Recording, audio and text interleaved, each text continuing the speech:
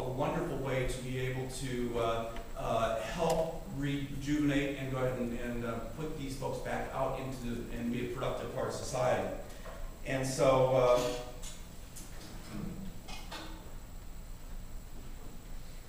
Monarch, Colorado Springs Development Company, part of the reason that we sponsor and everything else is we're not as active on Drupal.org as we should be. I'm sorry. We're not as active on the IRC as we should be. I'm sorry. But we are very active. We started the Southern Colorado Drupal Users Group. And so that was actually 2 years ago after one of these. We got so psyched up after this that we continued every month to go ahead and have a Southern Colorado group. You know, if you're excited about Drupal, go back and either participate or keep going, because now we have a ton of people here from Southern Colorado who regularly come to our user groups, and the more Drupal wins, the more each one of us wins. One of the ways that we get our contracts is because they don't look at us as a 6-person web development firm.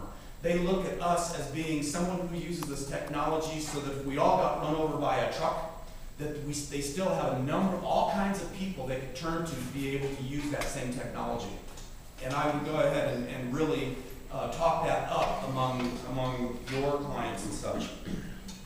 Water seeks the same level wherever it is. And I looked back in preparing this presentation. Let's see, of late we've done 2 school district websites and 3 different state government websites. And oh gosh, I guess that people are picking us because we do this pretty decent. So we don't really specialize in any particular area, but the organizations seem to be picking us for these types of sites because we've done it before. So vertical integration is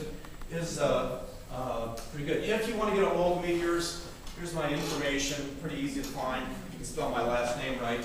I don't have a handle on Drupal.org. I have no imagination. With a last name like Nash Linus, I didn't think I needed to make anything up. Hello? You don't know me. One of the 3 state websites that we did here of late was called the BETR Project.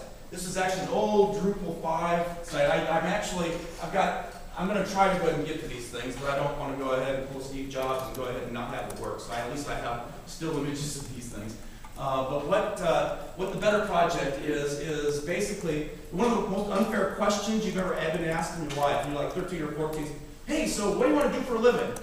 You don't know. You haven't lived enough. And so there's a grand chasm between what education and the working world. And what the BETR Project does is be able to form that, bridge that chasm, and be able to, through videos and through Tuesday tours and such, be able to go ahead and let kids explore career opportunities. Whether they be thinking about pre-med in Sterling, Colorado and don't have access to a doctor, or that someone who thought they were going to be pre-med and realized they want to be in computer science instead from these videos. And all of those scenarios are real. This project started through the Pikes Peak Workforce Center down in Colorado Springs, and was so successful that it got moved up, bumped up to the state level, and funded through various types of grants through the Department of Education and Labor and such. And it's been a really great and vibrant site.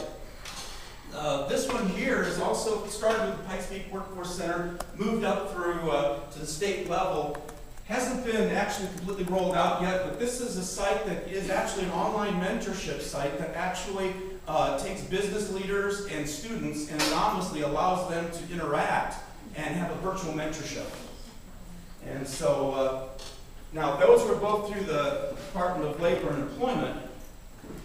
And this is the site that went live. I was trying to find in the Internet Archives what the old version of the site, and I couldn't find the graphic version of it. I wish I would have taken a picture before we started. But this is this is the first part of the site. I'm going to go and do a demo of actually what it looks like and all. But we're going to talk about the procurement process and the development environment and a lot of unique features of the site itself. Go back to my notes here and see what I'm forgetting.